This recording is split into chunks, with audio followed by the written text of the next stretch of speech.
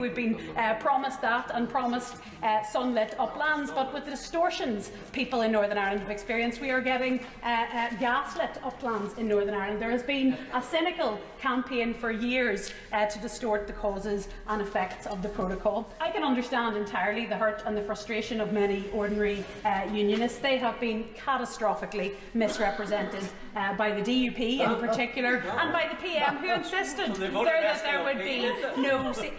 You said all the words for 3 years, 4 years, 5 years here, and we ended up with the protocol. I mean this in the best possible way. Many of us, hundreds of thousands of us in Northern Ireland who don't identify as unionists, constitutionally compromise every single day. We live in a reality where the governance lines don't directly match up with our identity, and we do it because it suits the majority of people, and we do it because Northern Ireland isn't a place where hard, sharp lines of sovereignty we're told, you know, I would do anything for Northern Ireland, but I won't do that. I won't do that simple negotiated solution that could remove 70 and 80% of the checks. But instead of doing the hard work and levelling with the people of Northern Ireland, this government, to whom the DUP have shackled themselves, are choosing to distort and deflect. They're using this stab in the back narrative that this is all the fault of Remainers, of the EU, of the Irish, of those who aren't patriots. But we know it's about them, and the member previously